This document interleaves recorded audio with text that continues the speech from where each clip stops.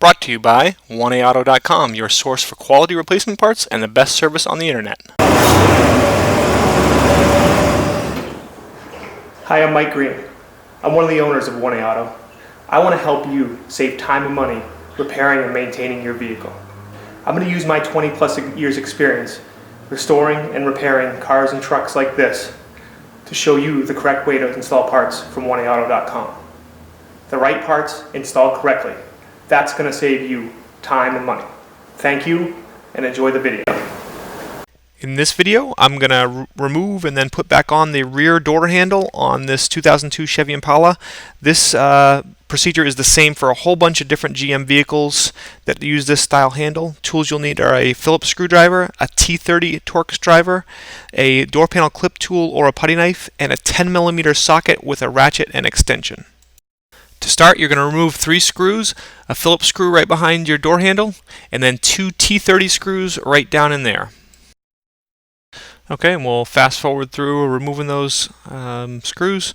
Obviously the top one is with a Phillips screwdriver, and the T30, you'll need a T30 Torx driver. It's basically kind of a little bit of a star bit.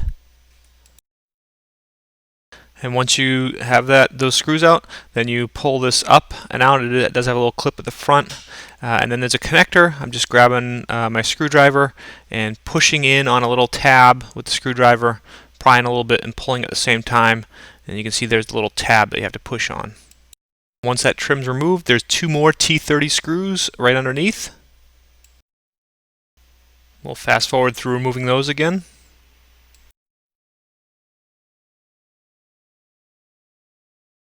Okay, now remove the little rear trim piece right up here. It just has one clip on it. Just pull it, give it a good tug. Clip pulls free. Now use either a door panel clip tool or I'm just using a putty knife, and basically you just kind of slide it until you slide it up against something, which is the pin, and then give it a little tug. You can hear it snap a little bit.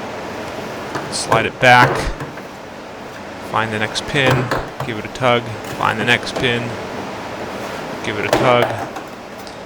Okay, and you can see this is actually the first time this panel's ever been off, so it does take a little bit of work, a little bit of force. Slide the knife or tool up again so you come against the pin, give it a good tug, and then eventually you can kind of work your fingers underneath and pull. Change my position here. Try and release a couple of these other pins in the back of the door panel here. Just give it a good tug and it comes free. Okay, and it's off. Now you're going to want to pull back your insulation, and it's fairly easy. It is stuck on there with some pretty heavy-duty adhesive. What I use, I pull very lightly. You don't want to tear this, and what you can do eventually is as you pull it down, I'm just going to take my putty knife and just kind of work it onto the adhesive, basically cut the adhesive and pull it down. Okay, now you can remove this plug right here, and you'll see that my shield is pulled down. You don't have to pull it down quite that far. I did do this for a couple of different videos that I did. Okay, now inside the door, there's an orange clip here. What you want to do is just basically reach in, take it out, and then take your latch rod out. Now there's 2 10mm bolts holding the handle on, one right there through that hole, and one right there through this rear hole, kind of hard to see. Get the right light in there, there it is. And you'll need a 10mm socket, a ratchet, and an extension, which you'll see me use here, and I'm going to speed it up a little bit.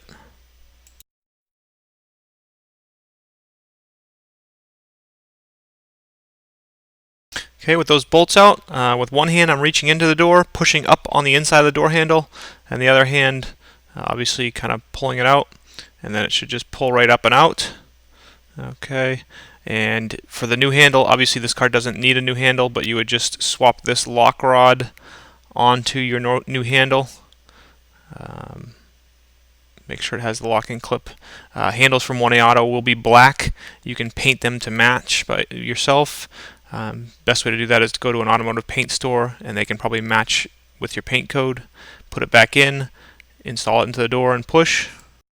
Okay, I find it easiest to take the first, the one that's closest to the big hole where you can fit your hand, and just start that one by hand. Okay, so after starting that one, then what I'll do is I put that back bolt into my extension and socket and feed it in there, and then use the ratchet to tighten it up and tighten up the other one. Okay, now go back inside the door, that little orange clip. Make sure your rod is down in place. It should be in a little groove there. Push it in and then snap the clip onto it. Okay, and last but not least, take that plug and put it back in, snap it into place. And once you're done your project, make sure your insulation's on there well.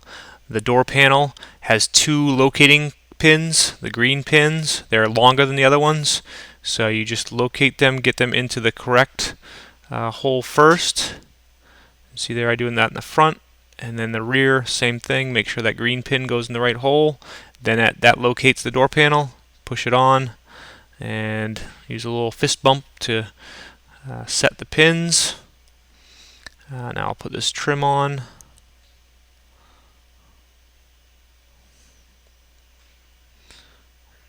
With a clip. I noticed that the door panel is sticking out a little too much, so just a little adjustment with the palm. And now you can go into a little fast forward here. You'll want to put these the T30 screws in and tighten them up.